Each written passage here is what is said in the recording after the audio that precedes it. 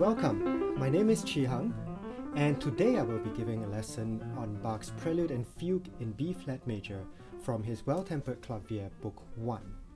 Today I will be touching more on the performance and practice side of it, and not so much on the analysis and theory, which will be in a separate lesson. As always, please leave questions in the comments below, and feel free to visit my website, which is up right now on the screen, where you can leave me a comment, a question, or even ask for a longer lesson or a different kind of more individualized lesson on this or any other topics. On my website are also a list of all the free and paid lessons that I am giving. Finally, there's a lot more information down below in the description with links to websites, recordings, and any other information that you might need. Please like, share, and subscribe so that you can stay up to date with everything that I'm doing. So, now let's move on to the lesson. Bach's Prelude and Fugue in B-flat major, like I said, was part of the Well Tempered Clavier, the first book of it that was compiled and written in 1722. Bach had written 24 preludes and fugues, one in each major and minor key. And it might be because that he had access to an instrument that had all 12 chromatic tones, but we do not know that for sure. We do know that it was written for keyboard instruments of its time, which could mean a harpsichord, could mean an organ, could mean a clavichord. And today what we have is the modern pianoforte, which of course he didn't have. But still, it is a piece and a set of pieces that we should all as pianists learn to play. The prelude is a short and introductory piece usually, and it serves several different functions. One, it could be that he used it to try out, to let his fingers run on the piano.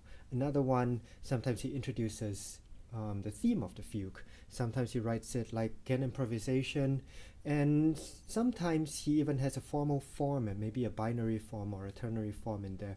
So really the fugue is a lot less well organized throughout the book as the rest of as the fugues.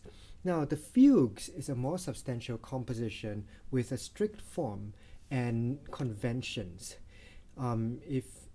If you have time, and you really should, go through the fugue and analyze it, because that is something that you should know before you play this piece. So let me talk specifically about the Prelude and Fugue that in B-flat major that we are looking at today. The Prelude by itself is quick and showy, and it is harmonically uncomplicated. It stays mostly in B-flat major and goes 1-5 a little bit. It almost sounds like it's improvised. This is one of those that sound like a free fantasy and it just goes. And definitely with a piece like this, it is more technical than melodical in nature. But even then, we should think about how we can approach it. So how would I approach a piece like this? So first, definitely to play this, we need really light and agile fingers so that we can get all this.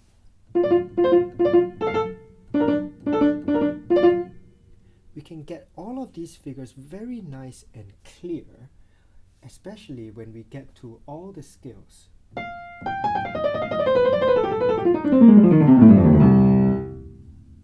What we want is light, agile, and strong fingers, which is where all of your technical exercises that you do every day come in. We should definitely work with a metronome to get a really steady pulse, so that the music always travels to the end and to your cadences. And finally, even though I had just said that this is a more technical than melodic piece, we should think about where there are hidden melodies so that we can take the chance to do something with the music rather than just play it like an exercise. So I'm going to put up this image on the screen right now.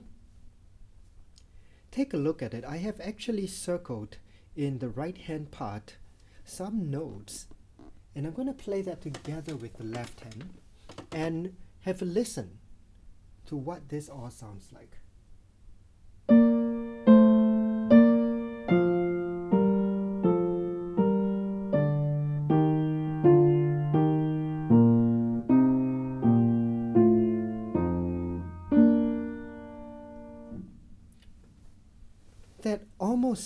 sounds like a melody that is hidden. And so you should take any opportunity that you have to make sure that you bring out this hidden melody. It even has a sequence to it. And then a step down. And then another step down.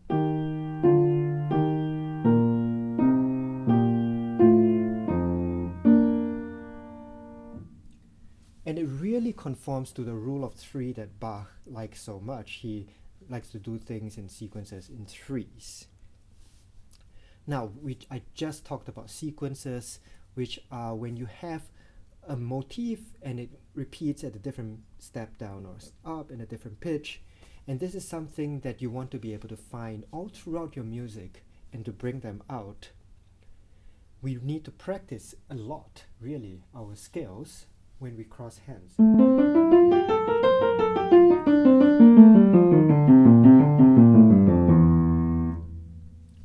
So practice your skills a lot so that your hand changes can take place evenly, and it doesn't sound like you're doing it with two different hands. It should sound like it is one hand.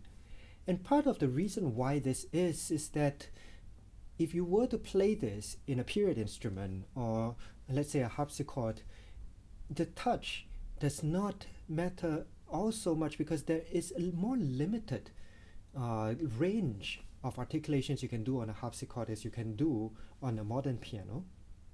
And so we want to be able to kind of imitate it a little bit, to pay homage to the Baroque style, so that we know that we're playing something that is Baroque and not modern. And so when we do this, we want it so even that it sounds like it is being done on one hand on an instrument that is completely even from the bottom to the top. With the piano, there are a lot more different variations in sound that could happen. And when it starts getting a little uneven, it will make your performance less satisfactory. Now, in the second half of the piece, we come to a part that is a little bit freer. It's almost like a recitative, or a more expressive part when the music stops running and you have some chords. Now, this is something that you should take the opportunity to do something really expressive without doing a big romantic rubato. Imagine that you're a singer and you're singing this beautiful aria with a long, high line and run, and how would you actually do it? And then translate that back into the piano.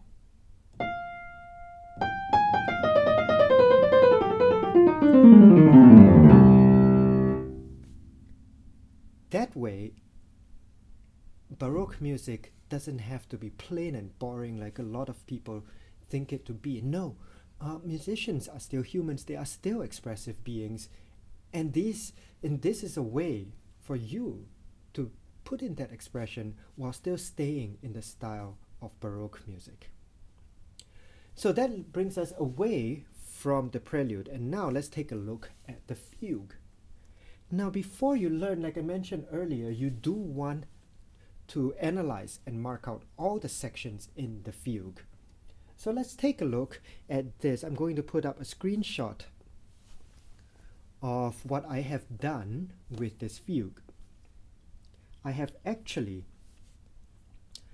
highlighted all of the subjects and answers and jot down notes on the entries, some notes on keys, and this is what you should be doing before you start playing. Because what you do now is that you know the form and you can perform the form. Now we don't have to wait to find out, okay, where is this melody, where is this subject? Instead, it is all laid out when you practice. It will help you in a couple of ways. One, with voicing.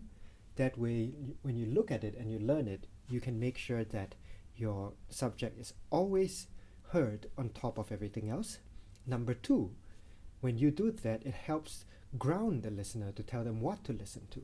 And number three, knowing this form allows you to practice on your memory as well, because you will never lose track of where you are. So this is a three-voiced fugue. It's pretty standard. There is nothing that is out of the ordinary. The subject and answers are in expected keys. The counter subjects come in its expected forms as well. So it is a very consistent fugue. In the same way, we should be consistent in our performance.